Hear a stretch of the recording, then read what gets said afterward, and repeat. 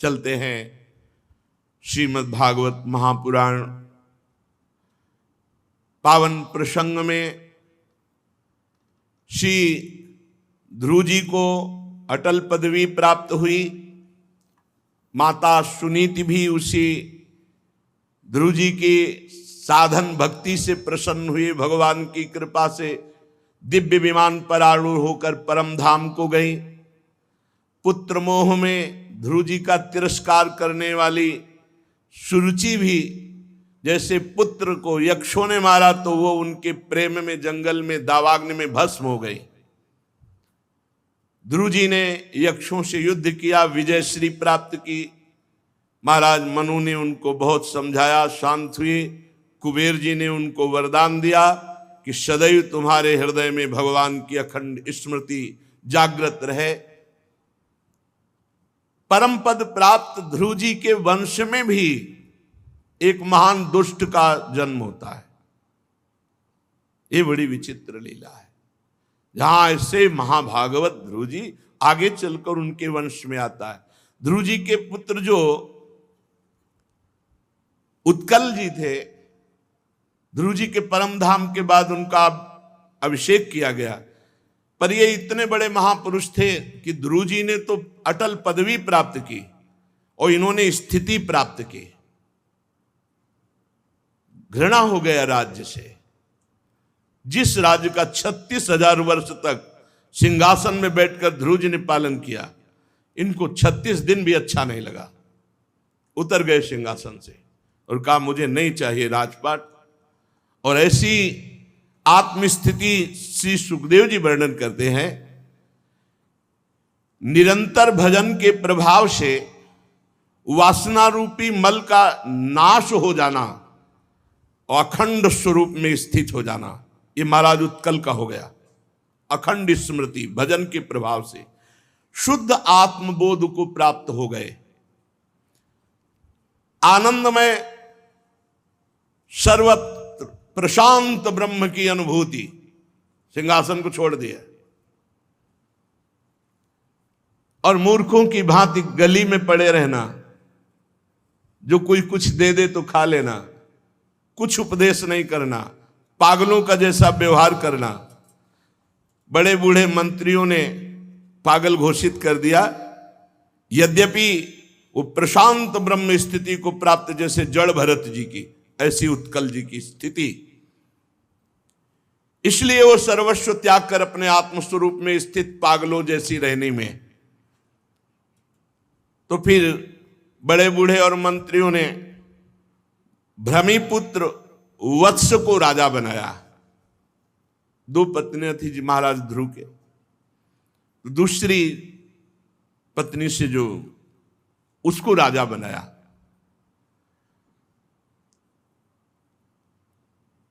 कई इनकी संतानें हुई। आगे चल करके उल्मुख नाम के राजा हुए, जिनसे पुष्करणी पत्नी से महाराज अंग, सुमना, ख्याति, क्रतु, अंगिरा, ये 6 पुत्र हुए। अंग जी की पत्नी का नाम सुनीता था। ये अधर्म पक्ष से आई हुई थी। इसी से क्रूर कर्मा, महान अपराधी, दुष्ट स्वभाव वेन का जन्म हुआ। पिता ध्रुव जी के वंश के और माता अधर्म के पक्ष की, तो पुत्र अधार्मिक हुआ। बड़ा ही दुष्ट, भगवान की निंदा करने वाला, धर्म विरुद्ध आचरण करने वाला। महाराज बड़े धर्मात्मा थे अंग जी। उन्होंने जब देखा, छोड़ दिया नगर और भजन के लिए निकल गए। ये समझेगा नहीं पुत्र। मुनियों ने जब देखा कि हमारे राज्य पर बड़ा दुष्ट वेन का अत्याचार हो रहा है, तब जाके हुंकार मात्र से उसे मार डाला, वेन को। फिर देखा कि अब राजा कौन बनेगा, तो उन्हीं की भुजाओं के मंथन से महाराज पृथु को प्रकट किया। विदुर जी ने पूछा, ब्राह्मण महाराज अंग तो बड़े शील संपन्न साधु स्वभाव और ब्रह्म ऋषियों की आराधना करने वाले थे, उनका पुत्र दुष्ट कैसे हो गया? पिता इतने बड़े धर्मात्मा, तो पुत्र कैसे दुष्ट हो गया? इतना दुष्ट कि उनको नगर छोड़कर वनवास करना पड़ा। और राजदंडधारी वेन का क्या अपराध कि परम दयालु मुनीश्वरों को क्रोध आया और उन्होंने मार डाला। इसलिए हम ये चरित्र विस्तार से सुनना चाहते हैं।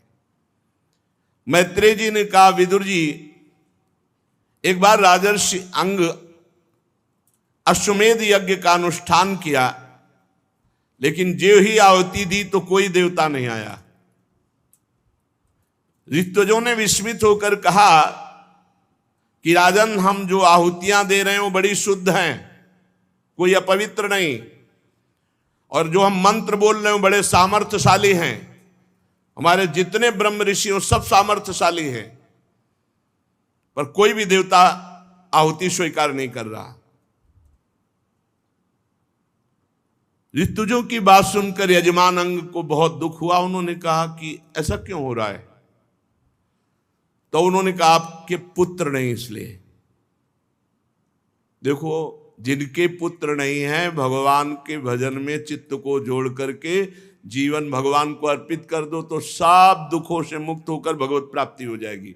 यदि भजन नहीं किया तो फिर बड़े गृहस्थ धर्म में नियम है शास्त्रीय, जिस गृहस्थ में रहते हुए भजन नहीं किया और पुत्र नहीं हुआ और धर्मयुक्त पुत्र नहीं हो तो उसे पुत नाम की नरक की प्राप्ति होती है।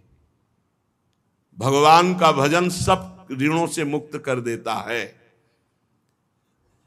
यजमान अंग बड़े उदास हो गए कि पुत्र ना होने के कारण यज्ञ भाग देवता नहीं स्वीकार कर रहे, मेरा क्या अपराध? तो उनका इस जन्म का तो अपराध नहीं महाराज, लेकिन पूर्व जन्म का अपराध है जिसके कारण आपको पुत्र नहीं प्राप्त हुआ।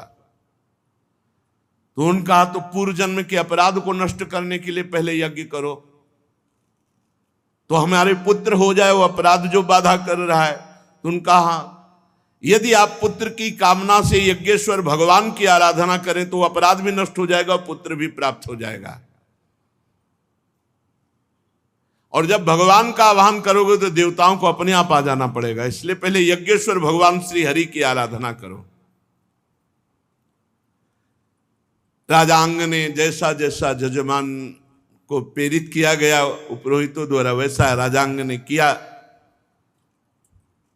जब यज्ञ पूर्ण होने का समय हुआ तो अग्नि कुंड से सोने का हार पहने हुए एक दिव्य पुरुष प्रकट हुआ, स्वर्ण पात्र में खीर लिए हुए, और उदार बुद्धि राजा अंग ने याजकों की अनुमति से वो खीर अपनी अंजलि में ली और सूंघ कर प्रसन्नता पूर्वक अपनी पत्नी को दी।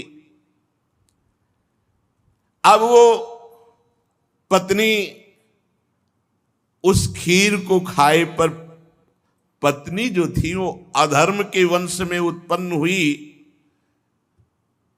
वृत्ति उनकी वही थी। ध्यान देने का विषय है, इसलिए उनका पुत्र अधार्मिक हुआ।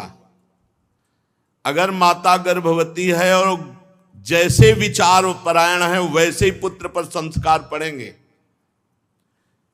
बड़ी अच्छी पद्धति से खीर प्रकट हुई यज्ञ से, परम पवित्र महाराज अंग। लेकिन सुनीता जी अधर्म की वंश में उत्पन्न हुई तो वो जो वृत्ति है उसी का प्रभाव पड़ा कि पुत्र बहुत ही दुष्ट स्वभाव का हुआ। पिता बहुत ही धर्मात्मा और पुत्र बहुत दुष्ट स्वभाव का।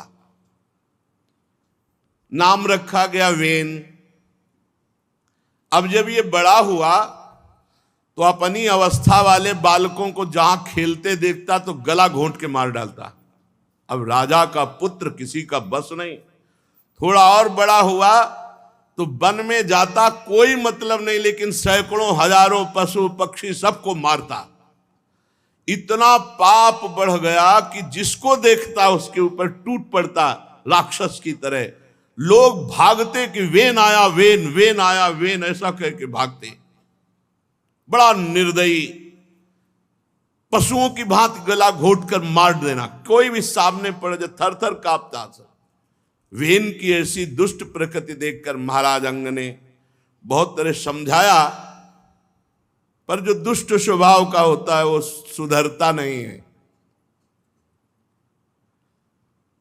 महाराज अंग को बड़ा दुख हुआ और वो कहने लगे, धन्य है वो गृहस्थ जिनके पुत्र नहीं हैं। अवश्य पूर्व जन्म में उन्होंने कोई बहुत बड़ा सुकृत किया होगा जिनके पुत्र नहीं है इस जन्म में। महाराज अंग कह रहे, ये कुपूत पैदा हुआ, इससे जो मेरी दुर्गति हो रही है, मैं उनको धन्यवाद देता हूं, उन गृहस्थों को जिनके पास पुत्र नहीं, वो बड़े पुण्यात्मा हैं, क्योंकि भगवान श्री हरि का भजन करके भगवान की प्राप्ति कर लेंगे। जिसके यहां कुपूत पैदा होता है तो माता पिता पितर सब नरक पहुंच जाते हैं, अधर्म का भागी होना पड़ता है। ओहो, ऐसी चिंता मेरे को मिली है जिसके दुख का अंत नहीं दिखाई पड़ रहा। पूरा राज्य है, ऐसा दुष्ट पुत्र है, पूरी प्रजा को मार रहा है। पर बढ़िया हुआ, भगवान ने कुपूत दिया तो मुझे वैराग्य हुआ। आज मैं अभी संसार को, राज्य पाट को, घर परिवार को छोड़कर भगवान की आराधना के लिए वन को जाता हूं। और ऐसा सोचकर रात में उठे और गृहस्थी से विरक्त होकर के वनवास में निरंतर भगवान का भजन करते हुए शरीर छोड़कर भगवान को प्राप्त हुए। अब प्रजाजनों ने देखा कि महाराज चले गए, तो यद्यपि ये ठीक नहीं था कि ऐसे दुष्ट को राजा बनाए, पर अधिकारी यही था। बहुत खोजा महाराज को लेकिन नहीं पाया। मुनियों को बुलाया गया। मुनियों ने देखा ये तो बहुत उच्छृंखल और दुष्ट स्वभाव का है, पर माता सुनीता बार बार कह रही थी राजा हमारा ही पुत्र बनेगा। तो वेन को चक्रवर्ती सम्राट पर अभिषिक्त कर दिया गया। अब वेन वैसे ही पहले दुष्ट था, चक्रवर्ती सम्राट, 8 लोकपालों की ईश्वर कला उसमें प्रकट हो गई, राजा में भागवतिक शक्ति आ जाती है। अब तो अभिमान वसु बड़े बड़े महापुरुषों का भी अपमान करने लगा। हाथी पर सवार होकर निकलता, रौंदता हुआ जिधर जाता सर्वत्र हाहाकार मच जाता। राजा आदेश कर दिया, हमारे राज्य में कोई भी यज्ञ दान नाम कीर्तन कथा वार्ता हवा नगर करेगा तो उसे मृत्यु दंड दिया जाएगा। सारे धर्म कर्म सब बंद करवा दिए। जब ये ऐलान सुना तो ऋषि मुनि सब एकत्र हुए और कहा ये तो बहुत बड़ा संसार पर संकट आ गया, कोई धर्म भी नहीं, कोई भगवान नाम नहीं, कोई, ये तो ठीक नहीं। अब क्या करें? एक और प्रजा को संभालने के लिए राजा की आवश्यकता, दूसरी ओर राजा ऐसा दुष्ट है। सुनीता की कोख से उत्पन्न हुआ वेन हाहाकार मचा दिया, स्वभाव से दुष्ट। ऋषियों ने अपने अपने क्रोध को दबाया। यद्यपि ऐसा बहुत कष्ट हो रहा था कि उस दुराचारी के सामने जाकर हाथ जोड़कर विनय करके समझाना,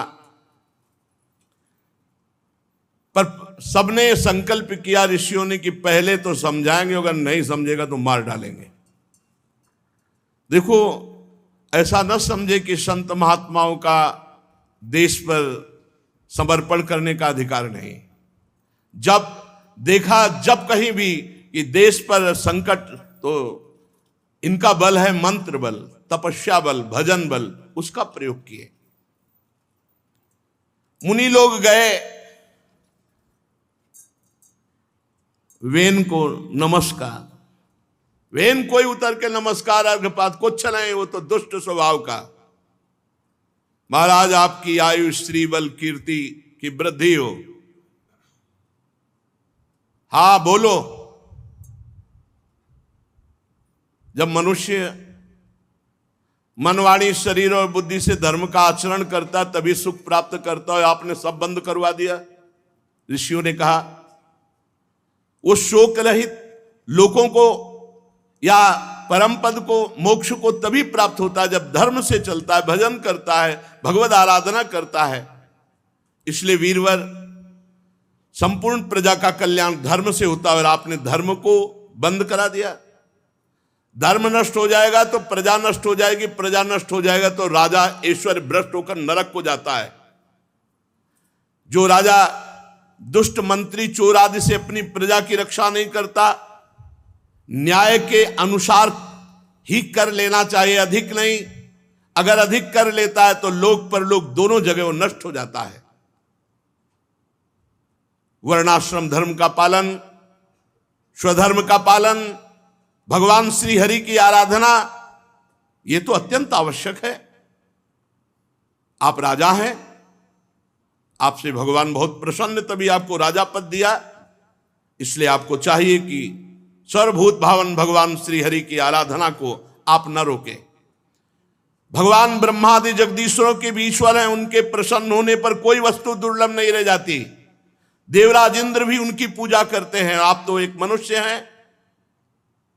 भगवान श्री हरि समस्त लोक लोकपाल यज्ञों के नियंता, वेदत्रयी द्रव्य रूप तपः स्वरूप हैं। इसलिए महाराज, आप अपनी उन्नति और देशवासियों की उन्नति के लिए आप भगवान का नाम जप, भगवत कीर्तन, भगवत आराधना, शास्त्र स्वाध्याय, यज्ञ आदि इनको मत रोकिए, नहीं तो आपका मंगल नहीं होगा। वेन्यकार मूर्खो, बहुत दुष्ट स्वभाव का था। खेद है, अधर्म की बातें करते हो। जो अपने पति को छोड़कर दूसरे को भजे उसे क्या कहते हैं? राजा परमेश्वर होता है। राजा का अनादर करने वाले को न लोक में सुख मिलता है न परलोक में। किसकी तपस्या करते हो, किसकी भक्ति करते हो? बहुत है बुरा स्वभाव। को यज्ञ पुरुषो नाम यत्र वो भक्ति रीदृषि। ऋषियों ने अपने क्रोध को दबाकर सब संगोष्ठी करके गए थे। उनका पापी कुमार्गामी, मैं अपने क्रोध को दबाकर तेरी विनय कर रहा था, तेरा अब शुक्र क्षीण हो चुका है। तूने मेरी प्रार्थना पर ध्यान नहीं दिया। कुमार्गामी, तू मुनियों का अपमान कर रहा है और हरि का अपमान कर रहा है, व्यर्थ की डींगे हाँक रहा है। सब ऋषियों ने मार डाला, बेन को मार डाला। ऐसा ना समझो ऋषि मुनियों के कमंडल में ताकत होती। 2 बूंद जल में जो अस्त्र शस्त्र से, अग्नेयास्त्र वायुआस्त्र भी जहां काम न करे वहां 2 बूंद जल काम कर जाता है महात्माओं का। मार डालो इस स्वभाव से पापी दुष्ट को। दुराचारी सिंहासन के योग्य कदापि नहीं, जो भगवान और भक्तों की निंदा करता है। छिपा हुआ ऋषियों का क्रोध एकदम प्रकट हुआ और तत्काल मार डाला। सब ऋषि चले गए। अब सुनीता ने सुना मेरा पुत्र मारा गया, तो बड़ी औषधियों के द्वारा, कुछ ऐसी औषधियों का लेप है जो कई दिनों तक शव को सुरक्षित रखा जा सकता है। मुनिजन सरस्वती नदी में आचमन करके मंत्रानुष्ठान कर रहे थे कि देखा चोरों के दल आपस में बात की। ये कौन है? बोले तो डाकू लोग हैं। बोले तो प्रजा का बड़ा मंगल होगा क्योंकि राजा नहीं है। ऋषि लोग विचार किए कि अगर राजा नहीं तो अराजकता फैल जाएगी, फिर कौन किस पर। इसलिए इन चोरों से बचाने के लिए प्रजा के लिए राजा की आवश्यकता है। अब तपोबल का प्रयोग राजा के लिए करना पड़ेगा। फिर सब महात्मा इकट्ठे हुए। वेन का शरीर औषधियों से युक्त तो था ही, आकर बैठे सब आसपास घेर के, और उनकी जंघा पर वेन की मरी हुई जो सौ रखा हुआ, उसकी जंघा पर मंत्रों से मंथन किया तो एक काला पुरुष पैदा हुआ, जो भुजाएं मोटी, नाटा जांघें, टांगें छोटी छोटी, नाक चिपटी, नेत्र लाल, केस तांबे के जैसे। वो वेन का पाप था, प्रकट हुआ। इससे उनका निषीद, निषीद का मतलब होता है बैठ जा। फिर उनके स्थान बताए, नदियों का किनारा जंगलों में ऐसे। तो वही नैषाद वंश की वहां से प्रवृत्ति। फिर भगवान का ध्यान किया और वेन की दाहिनी भुजा का मंथन किया। जे ही दाहिनी भुजा का मंथन किया तो भगवान का प्रादुर्भाव हुआ पृथु, और बाई भुजा का मंथन किया तो भगवान की जो दिव्य शक्ति है अर्ची जी, उनका प्रादुर्भाव हुआ। भगवान स्वयं प्रकट है। ये भगवान का देखो मुर्दे से प्रादुर्भाव हुआ, इसलिए कहा जाता कहो सो काम जहां प्रभु नहीं। वेन के 100 शरीर से भगवान का अवतार हो गया। भगवान पृथु अवतार दाहिनी भुजा से। इनमें जो पुरुष अपने सुयश का प्रथम विस्तार करने वाला परम यशस्वी महाराज पृथु नामक सम्राट हुए, और बहुत ही सुंदर भगवान की वामांग शक्ति अर्ची, वो भगवान के वामांग में विराजमान। पृथु और अर्ची जी का अवतार वेन की भुजाओं से हुआ, दाईं और बाईं भुजा से। ये भगवान का अवतार बड़ा आश्चर्य है। कहीं से भी भगवान को प्रकट कर सकते हो, प्रेम हो, भाव हो, मंत्र हो, नाम जप हो। खंभे से भगवान का अवतार हो गया, चीर से भगवान का अवतार हो गया, द्रौपदी जी के चीरावतार भगवान। यहां देखो मुर्दे से भगवान का प्रादुर्भाव हो गया, मतलब मुर्दे में भी भगवान है। पृथु जी भगवान श्री हरि के अंश हैं, अर्ची जी लक्ष्मी जी के अंश से है।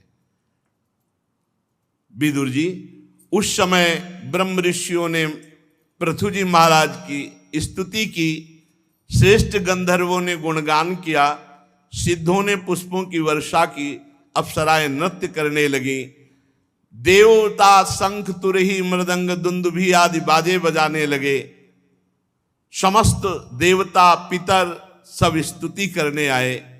जगत गुरु ब्रह्मा जी देवेश्वरों के साथ पधारे। देखो नाम लग गया, वेन कुमार महाराज पृथु। इसीलिए मुनिन का क्रोधो मुक्ति दातार। अगर संत महात्मा गुस्सा भी हो जाए तो मंगल हो जाता है। देखो वेन नरकगामी होता पक्का, लेकिन भगवान पृथु का अवतार महात्माओं ने ही मारा और महात्माओं ने ही तार दिया। क्या नाम लिखा गया? वेन कुमार महाराज पृथु। ये सौभाग्य मिला। वेदवादी ब्रह्म ऋषियों ने महाराज पृथु का अभिषेक किया।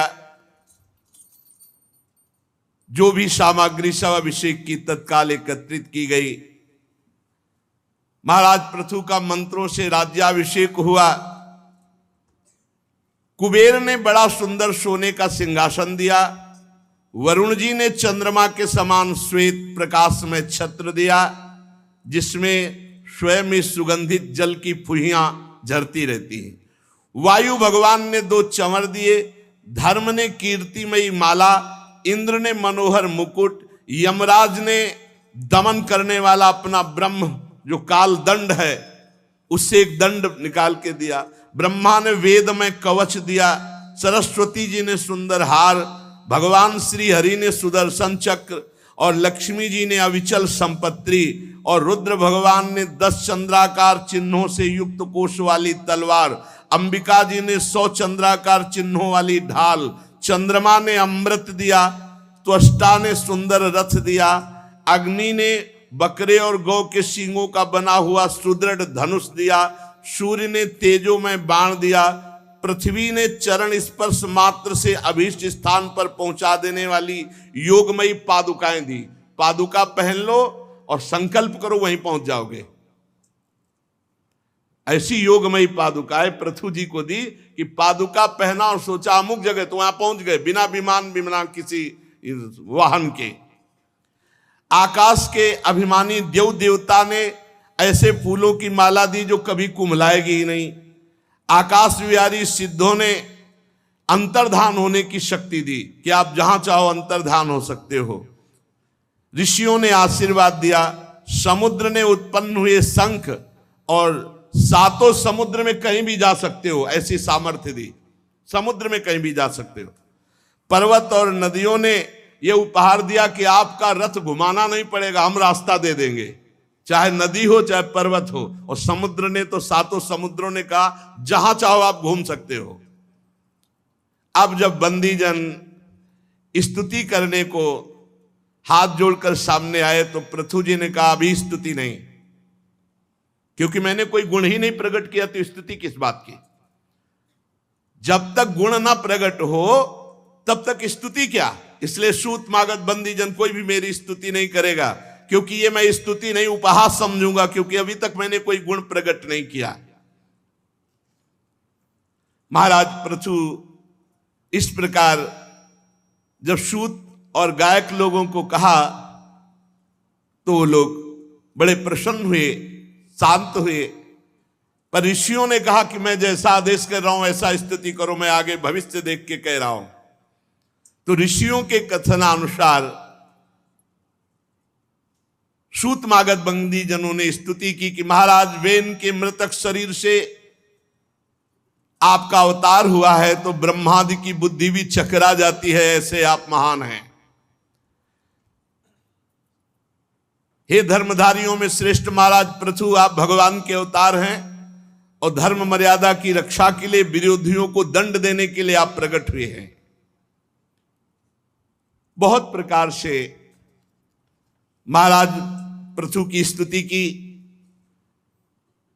तीनों गुण के अधिष्ठाता निर्विकार साक्षात नारायण ने ही पृथु के रूप में अवतार लिया है।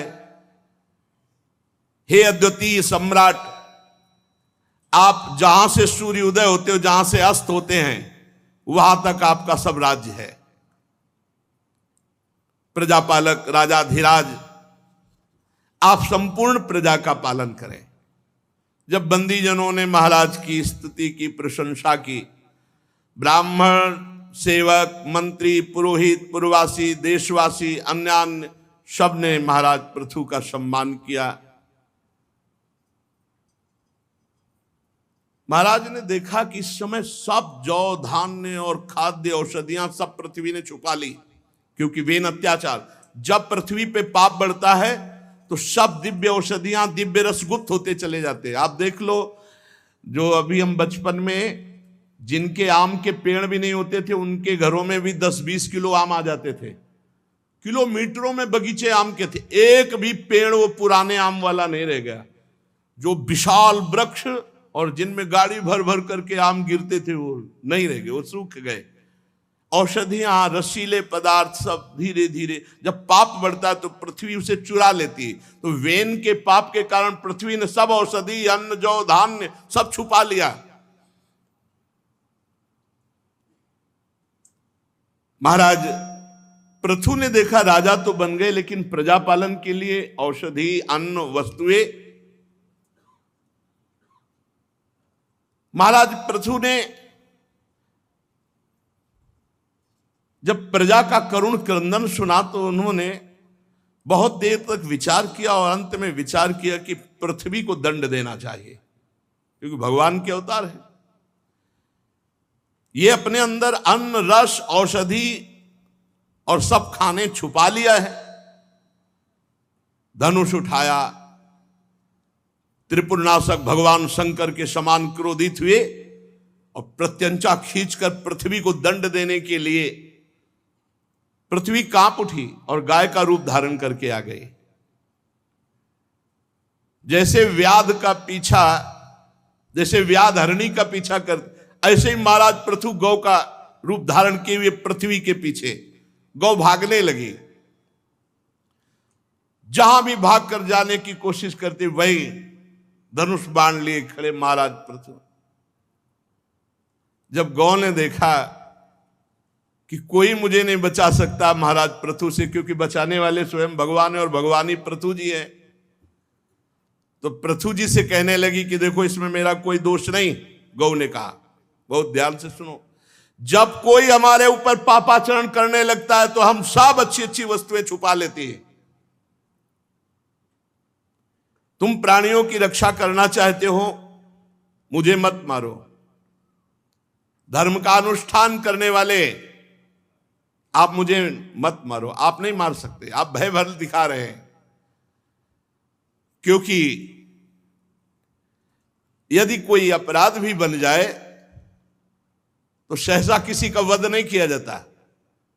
आप तो करुणावत्सल, दीनवत्सल हैं। अगर मेरा वध किया तो आप समझ लो सारी प्रजा मेरे ही ऊपर है। अगर जैसे नौका डगमगा जाए तो फिर पूरी डूब जाएगी, अगर मैं डगमगा गई तो पूरी प्रजा चली जाएगी। इसलिए आप वैसे भी मुझे नहीं मार सकते। महाराज पृथु ने कहा, मारना तो मैं भी नहीं चाहता, लेकिन मेरी प्रजा का पालन अन्न से होगा और तूने अन्न छुपा लिया है। वैसे तो यज्ञ में तेरा भी भाग, लेकिन बदले में तो मुझे अन्न औषधि रस नहीं देगी, तो मैं तो तुम्हें दंड दूंगा। हरी हरी घास खा जाए और दूध देने के समय यदि लात मारे तो फिर क्या ये दुष्टता नहीं है? क्या ये दंड नहीं देना चाहिए? फिर अनुचित है ऐसा। तुम नासमझ हो। अन्न, रस, औषधि सब अपने में छुपा लिया, प्रजा का पालन कैसे होगा? मैं अपनी प्रजा का क्रंदन नहीं देख सकता। वो दुष्ट राजा जो अपनी प्रजा का पोषण नहीं करता और नरक का भागी होता है। और तुम इस समय बड़ी गर्वीली हो, सब कुछ छुपा लिया। मैं अपने योग बल से पृथ्वी को धारण करूंगा, तुम्हारी जरूरत नहीं पड़ेगी। पृथ्वी, मैं अपने योग बल से पृथ्वी नवीन उत्पन्न करूंगा और उस पर प्रजा को धारण करूंगा और तुम्हें दंड दूंगा। महाराज पृथु को जब इस तरह क्रोधित देखा तो पृथ्वी जी ने कहा कि आप गुस्सा मत हो, आपको सामग्री चाहिए तो अब देखो मैं गौ रूप धारण किए हुई हूं, बछड़ा बनना पड़ेगा, जो चाहो वो दूह लो हमसे। अजितेंद्रिय और पापात्मा पुरुषों के लिए मैं सब कुछ छुपा लेती हूं, लेकिन जो भगवान के भक्त है, जो धर्म का पालन करते हैं, उनके लिए मैं कुछ छुपाऊंगी थोड़ी। आप प्रसन्न होइए। महाराज पृथु जी ने इस बात का आदर किया। हां, ये बात तुम्हारी ठीक है। जितने भी रस, जितने भी जौ धान्य औषधियां, अब उनको हमें निकालना है। पृथ्वी का गौ रूप में होना तो फिर मुझे बछड़ा रूप होना, और दोहन पात्र और सारी वस्तुएं पृथ्वी से निकालना, यही अभीष्ट होगा। और राजन, पृथ्वी ने कहा, राजन मैंने अपनी समतल भूमि को भी छुपा लिया, उबड़ खाबड़ कर दिया, ऊसर भूमि कर दिया है। ये होता चला जाएगा। उपजाऊ भूमि नष्ट होती चले, जैसे जैसे पाप बढ़ेगा वैसे वैसे रसदायी फल अंतर्ध्यान हो जाएंगे, औषधियां अंतर्ध्यान हो जाएंगी, अन्न कम होने लगेगा और भूमि उपजाऊ नहीं होने की। ये भूमि सजीव चैतन्य घन है, कोई जड़ नहीं है। पृथ्वी के कहे हुए बात पर महाराज प्रार्थना की पृथु जी ने कि सबसे बढ़िया बछड़ा महाराज मनु जी। महाराज मनु जी को बछड़ा बनाया और अपने हाथ से पृथ्वी का दोहन किया। सब प्रकार के अन्न, जितने अन्न हैं वो सब प्रकार के अन्न, और वसुंधरा से जितनी जितनी चीजें उन्होंने संकल्प की वो सब प्रकाशित। रत्नों की खान, अमृतमयी औषधियां, अमृतमय अन्न, फल सब प्रकट हो गए। फिर पृथु जी ने बृहस्पति जी को बछड़ा बनाया और वैदिक सिद्धांत, मनवाणी को वश में करने की शक्ति, ये सब वेद रूपी पवित्र दूध दुहा। फिर देवताओं ने इंद्र को बछड़ा बनाया और अमृत, वीर्य, ओज, शारीरिक बल ये प्राप्त किया। फिर प्रहलाद जी को बछड़ा बनाया और उससे आशव रूपी दूध दुहा। गंधर्व अप्सराओं ने विश्यावसु को बछड़ा बनाया। कमल रूप पात्र में संगीत माधुर्य सौंदर्य दुहा। पितृगण आर्यमा ने पितृश्वर को बछड़ा बनाया और श्राद्ध पूर्वक काव्य जो पितरों को अन्न अर्पित किया जाता है वो दुहा।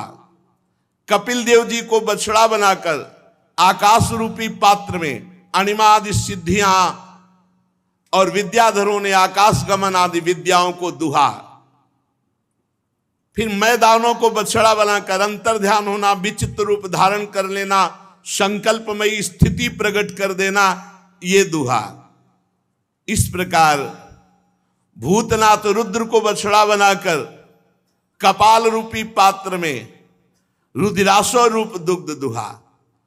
फिर फन वाले सांप, बिना फन वाले सांप, नाग और बिच्छू विषैले जंतुओं ने तक्षक को बछड़ा बनाकर विष रूपी दूध दुहा। पशुओं ने नंदकेश्वर को बछड़ा बनाकर खूब तृण घास आदि रूप दूध दुहा। ऐसे ही सबके उपयोगी पदार्थ जितने भयभीत पृथ्वी से सब दुहे महाराज पृथु ने। भिन्न भिन्न प्रकार की वस्तुएं प्राप्त की। अब तो पृथ्वी सर्वकाम दुहा हो गई। चारों तरफ आनंद ही आनंद छा गया। सुंदर सुंदर खाने प्रकट होने लगी, रत्न की, अष्टधातुओं की, सब कुछ है इसी पृथ्वी में। ढेर सारा वैभव छुपा हुआ है। पाप जितना बढ़ता जाएगा उतनी पृथ्वी सब छुपाती चली जाएगी। पानी भी छुपा लेगी। और तो बात जाने दो आगे पानी की। देखो पानी की समस्या आ गई। पहले कुआं का जो जल था उसमें ऐसी पौष्टिकता होती थी कि मतलब बहुत सी वस्तुएं जो हमें चाहिए वो कुआं के जल में होती थी। और कहीं धाराजू का जल मिले, गंगा यमुना, ये बहुत ही पौष्टिक ऐसा आता था। फिर हैंडपैप चला, हैंडपैप का भी समय गया। ये हालत हो गई। अभी तो 5000 वर्ष कलयुग के हुए और पाप बढ़ने दीजिए, पानी के लिए त्राहिमाम मच जाएगा। पहले इतने श्रद्धालु होते थे कि बड़े बड़े मटकों में जो है 25 जगह प्याऊ लगे रहते थे। अब वो भी व्यवस्थाएं सब धीरे धीरे श्रद्धाएं कम हो रही। पानी की तो बड़ी व्यवस्था होती चली जा रही। अभी तो कम से कम शौच स्नान की और सब व्यवस्था के लिए भूमि से आ रहा है। कितना गहराई में, यहाँ यमुना जी है तब इतनी गहराई में, और बाहर तो कितनी गहराई में होगा।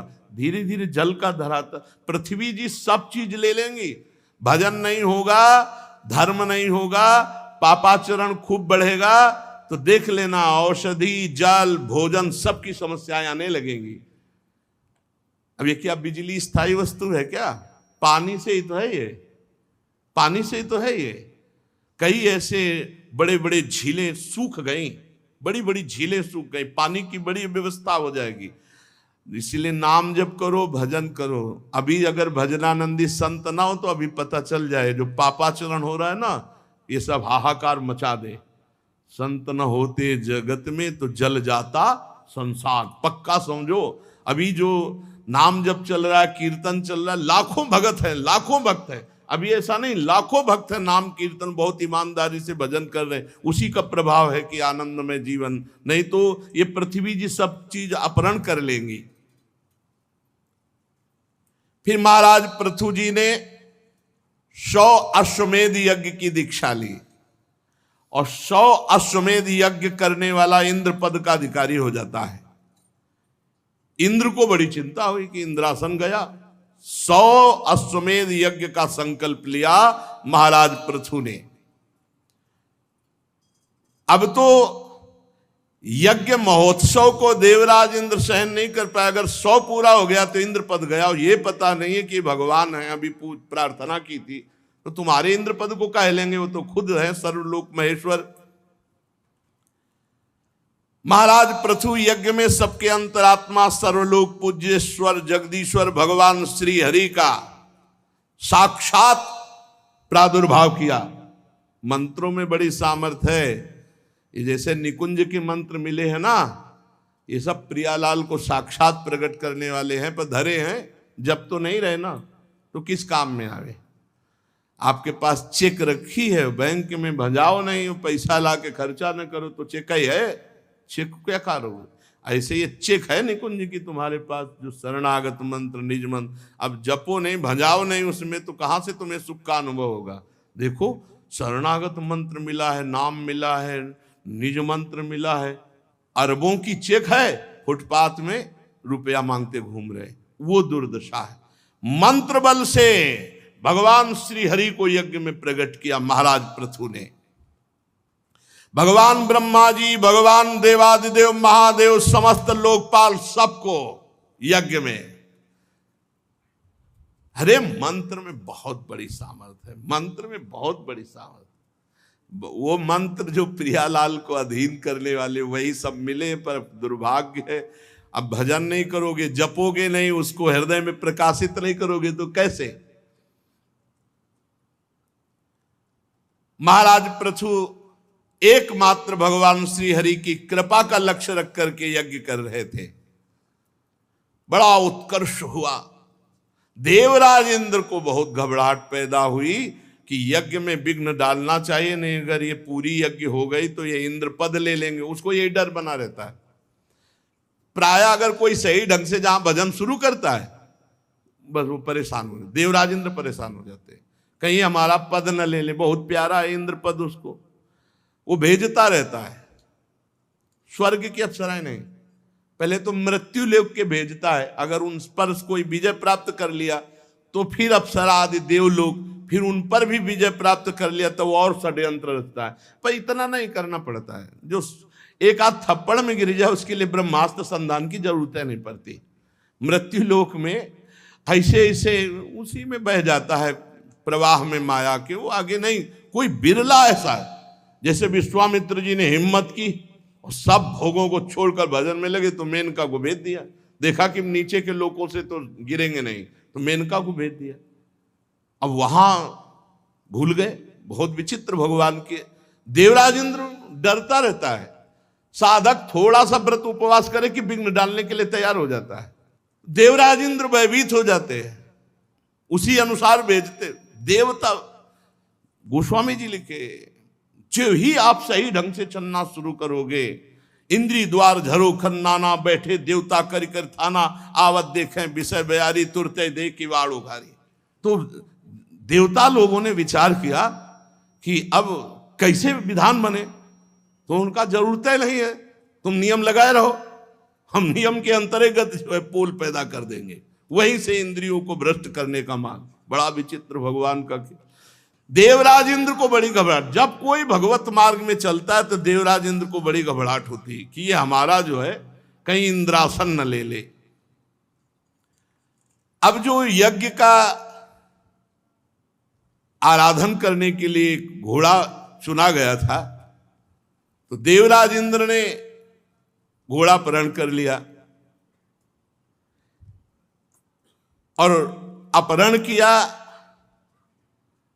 पाखंड वेश धारण। पाखंड कहते पाप का खंड। वेश था धर्मात्मा का। देखो पाखंड का मतलब क्या होता है?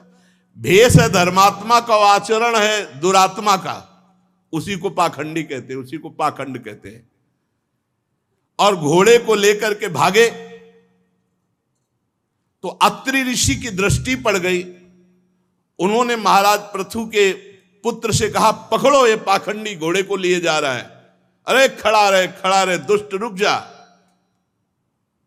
पर महाराज पृथु पुत्र ने देखा कि भेष संत का, सुंदर जटाएं, भस्म धारण किए हुए वस्त्र, साधु का, हाथ जोड़ लिया और लौट कर आए और अत्रि जी से कहा कि महाराज वो तो संत हैं, संत पर हम बाण नहीं चला सकते। अरे उनका संत नहीं, इंद्र है, कपटी भेष धारण करके पाखंड का वो घोड़े को अपहरण कर। अगर घोड़ा अपहरण हो गया तो यज्ञ का जो संकल्प है वो अधूरा रह जाएगा, तुम्हें तुरंत मार डालना चाहिए ऐसे पाखंडी को। अत्रि मुनि ने जब ऐसा कहा तो पृथु कुमार क्रोध में भर गए, और जब इंद्र ने देखा तो वो जैसे रावण के ऊपर जटायु टूट पड़ा हो ऐसे, तो घोड़ा छोड़ दिया और वो भेष छोड़ दिया, अंतर ध्यान हो गए। ये इसी को पाखंड कहते हैं कि हम भगवत वेश धारण किए हैं और आचरण वेश के विरुद्ध है, उसे पाखंड वेश कहते हैं। विजिताश्व नाम रखा महाराज पृथु के पुत्र का। घोड़े को यूप में बांध दिया करके, यज्ञ मंडप में जो खंभा होता है उसे यूप कहते हैं। अब फिर इंद्र को चैन नहीं पड़ा तो आकर घोर अंधकार फैला दिया और छिप करके सोने की जंजीर में बंधे हुए घोड़े को फिर अत्रि मुनि ने दिव्य दृष्टि से फिर देखा और कहा महाराज ये फिर घोड़ा ले। पृथु पुत्र ने जब नजदीक जाके देखा तो कपाल धारण किए हुए भिक्षुक रूप, तो प्रहार नहीं किया, क्योंकि ऋषि का आदेश होने पर ही प्रहार हो सकता है। अत्रि जी के वापस पास आए, उन्होंने कहा वो तो कोई कपाली दिव्य विरक्त है। तो उन्होंने कहा नहीं, वो इंद्र ही है, भेष बना करके आया है। फिर वो भेष छोड़ा और फिर वो अंतर ध्यान हो गए। उस बंद बुद्धि इंद्र ने जो जो निंदित वेश छोड़ा वो सब पाखंड कहा गया, पाप का खंड। इसलिए वो कभी नग्न, कभी रक्तांबर, कभी कापालिक ऐसे वेश धारण करता गया। ये जो भगवत विमुख लोग हैं ये वेश धारण करके इनका दुरुपयोग करते हैं, इसीलिए पाखंड कहा जाता है। महाराज जब पृथु को ये पता चला कि बार बार देवराज इंद्र ऐसा, वो जितने वेश धारण किए वो सब पाखंड रूप, मतलब वही वेश धारण करके क्रोध धारण किया महाराज पृथु ने, के पाखंड फैला रहा है, बार बार घोड़े का अपहरण कर रहा है। तो उन्होंने कहा ठीक है चलो तैयार करो यज्ञ, इसी इंद्र का पहले वध करते हैं। मंत्रों में बड़ी सामर्थ्य है। जिस समय महाराज जन्मेजय जी यज्ञ कर रहे थे तो हजारों सर्पों की आहुति हो गई, तक्षक नहीं आया। तो पूछा ब्राह्मणों से, ब्रह्म ऋषियों से, तक्षक नहीं आया? बोले नहीं आएगा। बोले क्यों? बोले देवराज इंद्र के पावे में लिपटा हुआ। तो बोले मंत्रानुष्ठान करो, मैं देवराज के सहित इंद्र के सिंहासन सहित स्वाहा बोलो। बोले आज्ञा करो। संकल्प लिया और जेव ही मंत्रोच्चारण किया तो देवराज इंद्र तो कूद गए, पर इंद्रासन सहित तक्षक चीखता हुआ आकाश में आ गया। उसी को वो आस्तिक मुनि ने दान में ले लिया, इसलिए वो बच गया। मंत्रों में बड़ी सामर्थ्य पहले थी, अब भी है, लेकिन उनको जागृत करना मुश्किल। बहुत बार इस इंद्र को रोका गया लेकिन समझा नहीं दे, इसके वध की तैयारी करो। यज्ञ दीक्षा ले लेने पर शास्त्र विहित किसी का वध करना उचित नहीं है। इस यज्ञ कार्य में विघ्न डालने वाला आपका शत्रु इंद्र तो आपको इस सुयस से ही मारा गया, निस्तेज है। महाराज आप आदेश करोगे तो फिर हम हवन में स्वाहा बोलते ही देवराज इंद्र को भस्म कर देंगे। यह कितनी मंत्रों में, त्रिभुवनपति देवराज इंद्र को, जबकि अग्नि उनके नीचे है, उनका आदेश पालन करते हैं, पर कह रहे हैं हम अमोघ मंत्र के द्वारा यहीं बुलाकर उनको देवराज इंद्र को भस्म कर देंगे स्वाहा। तो जैसे आहुति नहीं होती ऐसे भस्म हो जाएंगे देवराज। महाराज पृथु ने कहा करो आवाहन, करो स्वाहा, बहुत उपद्रव कर रहा है देवराज इंद्र। जेव ही मंत्र पढ़ना शुरू किया तो ब्रह्मा जी आ गए। भाई ऐसा लगा देवराज इंद्र को स्वाहा बोल दोगे, ऐसा नहीं, आज तक ऐसा किसी याज्ञ के लिए नहीं किया, ऐसा ना करो। ब्रह्मा जी ने वो संकल्प, तुम्हें इंद्र का वध नहीं करना, ये इंद्र यज्ञ के प्रधान देवता है, आप देवता ही को भस्म कर दोगे। आप यज्ञ में इंद्र को जो मारना चाहते हैं वो मत मारिए। ब्रह्मा जी ने, यह कितनी सामर्थ्य मंत्रों में। इंद्र क्या भगवान अधीन हो जाते हैं, भगवान पीछे पीछे डोलते हैं। अब मंत्र मिल गया तभी तो कहा जाता है गुरु ने जो दे दिया उससे बढ़कर हमारे पर कुछ गुरु को देने के लिए नहीं, क्योंकि गुरु ने इष्ट को अधीन करने वाला मंत्र दे दिया। अब भजन ही नहीं है तो क्या होगा बताओ? भजन नहीं तो क्या, जब जप नहीं तो क्या होगा? महाराज इंद्र ने बड़ा पाखंड पैदा कर दिया। ये जो वेश बनाए हैं, ये पाखंडी लोग इस वेश का आश्रय लेकर बड़ा पापाचरण करेंगे। अब इंद्र का भय भी जाता रहे और आप भी प्रसन्न रहें। महाराज पृथु, आप 100वीं यज्ञ पूर्ण मत करें, 99 रहने दें। आपको कोई इंद्र पद तो चाहिए नहीं, आप तो मोक्ष धर्म को जानने वाले हैं, इसलिए यज्ञों के अनुष्ठान की आपको आवश्यकता नहीं, आप रोक दीजिए। आपका मंगल हो और इंद्र भी जीवित रहे, बचा रहे। गजब है, भगवान के मंत्रों में कितनी सामर्थ्य है कि इंद्र को भी स्वाहा बोलने की तैयारी हो गई थी। स्वाहा हो जाता देवराज इंद्र। भगवान ब्रह्मा जी ने समझाया, ये यज्ञ रहने दो, 100वीं यज्ञ पूर्ति मत करो, 99 रहने दो, यज्ञ बंद कर दो। अब संसार में बहुत से लोग इंद्र के द्वारा धरे हुए पाप के खंड पाखंड को खींचते हुए अपने ऊपर धारण करेंगे और भगवान से विमुख आचरण चलाएंगे। इसलिए बड़ा विचित्र है, नहीं समझ में आता कि क्या पाखंड है, क्या सत्य मार्ग है। बिना भगवत प्रेमी महात्माओं के, ब्रह्मबोध महात्माओं के समझे में नहीं आता। ये इंद्र के द्वारा रचे हुए जो पाखंड पथ हैं, ये अधर्म से युक्त हैं, इनको कभी धारण नहीं करना चाहिए। लोक गुरु भगवान ब्रह्मा जी ने महाराज पृथु को ऐसा समझाया। फिर देवराज इंद्र को बुलाया और कहा मित्रता करो पृथु जी से। पृथु जी से उन्होंने आकर के क्षमा मांगी, मित्रता की। समझो देवराज इंद्र आके क्षमा, भगवत आराधना में बड़ा बल है। ऐसा ना समझो कि तुम सबको, किसी को भी साधन में लगोगे, देवता कहीं बाहर नहीं, यहीं बैठे हुए हैं सब देवता। अगर नाम जप है, भगवान के आश्रित हो तो कोई नहीं बिगाड़ सकता। नहीं तो बहुत है नौटंकी नाटक माया के हैं, ऐसी जगह फंसा देते, निकलना मुश्किल है। हर समय नाम पहारू दिवस निशि। हमारी प्रार्थना मान लो, हमारा सत्संग का प्रारंभ मध्य अंत, हर प्रश्न का उत्तर प्रारंभ मध्य अंत नाम है। कलयुग केवल नाम आधारा। नाम जप करोगे कोई भी आपको परास्त नहीं कर सकता। नाम जप नहीं करोगे तो बड़े बड़ों की सत प्राप्ति में वो विघ्न डालने वाले दैवी शक्तियां, देवता हैं। ये बहुत विचित्र है, बहुत विचित्र। बहुत सावधानी से चलो, बड़ा आकर्षण है। आपको लगेगा सुखी हो जाएंगे, महादुखी हो जाओगे। विषय चुगा जिन चुगय मन, इस पर ध्यान दीजिए, इसको लिख लीजिए, इसको याद कर लीजिए। विषय चुगा जिन चुगय मन, चुगत कछुक सुख होए, फिर फांसी ऐसी परे ते सम दुख। भगवत विमुख हो जाओगे, भगवान का मार्ग ढक जाएगा, फिर क्या जीवन का लाभ। ब्रह्मा जी ने देवराज इंद्र और महाराज पृथु से संधि करा ली। महाराज ने सबको खूब दान मान से संतुष्ट किया। जब ब्रह्मा जी की बात मान गए कि अब हम 99 यज्ञ ही रहने देंगे, समा पूरा नहीं करेंगे, उसी समय भगवान प्रकट हो गए और भगवान ने कहा कि तुमने ब्रह्मा जी की बात मान ली, 100 यज्ञ से जो होना था वो हो गया। तुमने क्षमा कर दिया देवराज इंद्र को।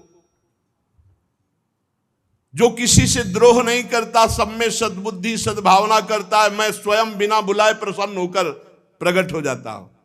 सबसे बड़ी आराधना है किसी को भी मन वचन से दुख न पहुंचावे, किसी के साथ छल कपट न करे, भगवान का नाम जप करे, भगवान बिना बुलाए आ जाएंगे। भगवान कह रहे हैं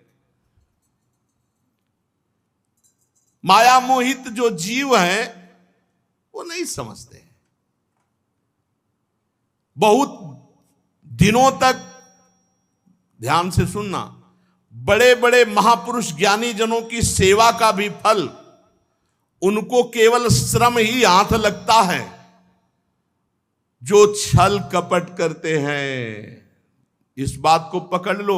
ये कोई ना समझो कि महापुरुष की सेवा में है तो उद्देश्य क्या है उसका, छल कपट कर रहा है, कुछ हाथ नहीं लगेगा। यहां लिखा हुआ है यदि कोई माया मोहित होकर के छल कपट करता हुआ बहुत दिनों तक ज्ञानी महापुरुषों की सेवा करे तो केवल श्रम ही श्रम हाथ लगेगा। पुरुषा यदि मुह्यंती त्वादृशा देव मायया श्रम एव परम जातो दीर्घया वृद्ध सेवया ज्ञान वृद्ध। यदि आप माया मोहित होकर छल कपट करते हुए ज्ञानी जनों की भी सेवा करो तो आपके हाथ में केवल श्रम ही श्रम लगेगा। अविद्या वासना कर्मों का पुतला है शरीर, इसको जो मैं मानता है, इसमें जो भोगों में सुख समझता है, वो ज्ञानवान पुरुषों के समीप भी रहते हुए लाभ नहीं ले पाएगा। उनकी आज्ञा पर चलना होता है, उनके प्रति समर्पण होता है, दिखावा नहीं होता है। भगवत प्रेमी महात्मा या संत या भगवान के श्री विग्रह की सेवा तभी सफल होती है। भगवान कपिल देव जी अपनी सेवा के लिए कहते हैं, यदि कोई मेरे श्री विग्रह की सेवा करता है और बाहर छल कपट द्वेष करता है, मैं इस सब की आत्मा के रूप में हूं, उसकी सेवा ऐसी जैसे राख में किया हुआ हवन, कुछ नहीं। ऐसा होना तो फिर क्या है, मनमानी आचरण बहुत है, पर्याप्त है। नहीं, मन को मार करके सेवक सुख चाह मान भिखारी, सेवक को सुख, बिल्कुल विपरीत बात है। इस प्रकार जो इस शरीर में ये आसक्त नहीं है वो विवेकी पुरुष घर पुत्र धन आदि में ममता कैसे रख सकता है। इसलिए एक शुद्ध परमात्मा स्वयं प्रकाश, गुणों का स्वामी, सर्वव्यापक, आवरण शून्य, सबका साक्षी, आप शरीर से अलग आपके पास है, उसको पकड़ लो। शुद्ध परमात्मा आपके पास का मतलब शीशा हटा लो, वो आप ही आप है। शीशा है तो आपके पास है, ऐसा बोला जाता है। अंतःकरण धर्म है तो आपके पास है, और अंतःकरण धर्म लय हुआ तो आप ही आप है, दूसरा नहीं। जो पुरुष देह स्थित आत्म तत्व को जान जाता है वो प्रकृति में रहते हुए भी प्रकृति से कभी लिप्त नहीं होता। यह प्राप्त किया जाता है गुरुजनों से। भोग सामग्रियों की बाहुल्यता में रहते हुए भी किसी भी भोग का कोई प्रभाव नहीं। राजन, जो पुरुष, बहुत ध्यान दीजिए, किसी भी कामना को रख करके किसी महापुरुष या भगवान श्री हरि की आराधना करेगा तो उसी कामना की पूर्ति होगी, उसी कामना की पूर्ति होगी। आपने पीछे याद हो अल्लजी और कोल्लजी का चरित्र सुना था। पूर्व चरित्र में राजा के वैभव को देखकर वासना युक्त हो गए तो अगला जन्म राजकुमार के साथ ही वासना में, खेलों में, और फिर जाकर भजन जहां से छूटा था वहीं से। आप भगवान की आराधना या गुरु की आराधना करके चाह क्या रहे हैं? भोग मिलेगा, आपको मिलेगा, पक्का मिलेगा, लेकिन फल जो मिलना चाहिए वो नहीं मिलेगा। जो इच्छा करी हो मन माही, प्रभु प्रसाद कछ दुर्लभ नाही। इसीलिए संत सुध गुरुदेव की सेवा में कामनाओं के त्याग का भाव रखना। माना हमारे अंदर कामना है, लेकिन हम पूर्ति का उद्देश्य नहीं रखेंगे, उनकी त्याग का उद्देश्य रखेंगे। आज नहीं त्याग पा रहे तो हम कल त्याग देंगे, उनको त्यागेंगे। जो नित्य प्रति छल कपट त्याग कर श्रद्धा पूर्वक मेरी कथा सुनता है, मेरी आराधना करता है, मेरे भक्तों का संग करता है, उसका चित्त धीरे धीरे निष्काम हो जाता है, शुद्ध हो जाता है। और जब चित्त शुद्ध हो जाता है तो तत्व ज्ञान की प्राप्ति स्वयं हो जाती है। फिर वो समता रूपी स्थिति में आकर परम शांत ब्रह्म कैवल्य मोक्ष को प्राप्त हो जाता है। यही है जीवन का परम लाभ। भगवान श्री हरि पृथु जी से कह रहे हैं, राजन, मनुष्य जीवन का परम लाभ है निर्लिप्त होकर स्वरूप में स्थित हो जाना, ब्रह्म पद में स्थित हो जाना। ये हर्ष शोक प्रदान करने वाले भोगों में नहीं। इसलिए वीरवर, तुम उत्तम मध्यम अधम इस भावना को त्यागो। सब में एक समान भगवान विराजमान है, और ऐसा सोचकर इंद्रियों को जीतो और निरंतर मेरी सानिध्य स्थिति का अनुभव करते हुए संपूर्ण लोक का शासन करो। तुम राजा हो, ये तुम्हारा राज्य पालन रूपी कर्तव्य मेरी पूजा होगा। और जो राजा धर्म पूर्वक प्रजा का पालन करता है तो प्रजा के किए हुए भजन साधन पुण्य का 6ठा भाग राजा को प्राप्त होता है। राजा वैसे ही भगवत प्राप्त हो जाता है। इसके विपरीत जो प्रजा के विपरीत कष्ट देता है, प्रजा की रक्षा नहीं करता, अधिक कर वसूल करता है, तो राजा का दुर्गति का कारण बनता है। प्रजा का पाप जाकर उसके ऊपर हावी हो जाता है, उसको दुर्गति कराता है। इसलिए तुम श्रेष्ठ ऋषियों की सम्मति लो। किससे सलाह लेनी चाहिए? श्रेष्ठ महापुरुषों से। और धर्म का पालन करते हुए कहीं भी आसक्त ना हो, न्यायपूर्वक प्रजा का पालन करो। देखो, इसका फल होगा कि एक दिन तुम्हारे यहां कोई महापुरुष आएंगे जिनका नाम सनक सनंदन सनातन सनत कुमार है। और जब तुम उनके दर्शन करोगे, भगवान कह रहे हैं, और जब उनसे सत्संग करोगे, तब तुमको मेरे स्वरूप का बोध हो जाएगा। भगवान सामने खड़े। पहले संतों का समागम, तब भगवान की प्राप्ति का जो तत्व स्वरूप है वो। अच्छा, तुम्हारी जो इच्छा हो वरदान मांग लो। मैं जिस पे प्रसन्न होता हूं उसे वरदान जरूर देता हूं, मांगो। महाराज पृथु ने कहा कि प्रभु, अभी तो हमने आपको प्रणाम नहीं किया, चरणों पे साष्टांग लौट गए, प्रेम पूर्ण हृदय से अश्रु प्रवाह करते हुए भगवान के चरणों में मस्तक रख दिया, चरण पकड़े। पृथु जी प्रभु से इशारा कर रहे कि अभी नेत्रों से जल अश्रु प्रवाह, अभी ठीक से देख नहीं पा रहा हूं, अभी जाना मत। भगवान खड़े रहे काफी देर, तो भाव में डूबे रहे। जब भाव से तो भगवान से दौड़कर आलिंगन कर लिया। फिर काफी देर आलिंगन किए रहे भगवान का। फिर जब स्वस्थ हुए तब हाथ जोड़ करके भगवान को देखा कि एक हाथ गरुड़ पर ऐसे रखे हुए भगवान कृपा पूर्वक महाराज पृथु की तरफ। पृथु जी ने जो विनय की वो आगे वर्णन करेंगे, लेकिन जो मांगा वो आज वर्णन कर। पृथु जी ने कहा हमारे 10,000 कान हो जाए, जिससे मैं आपकी चर्चा सुनते हुए कभी अगाऊं नहीं।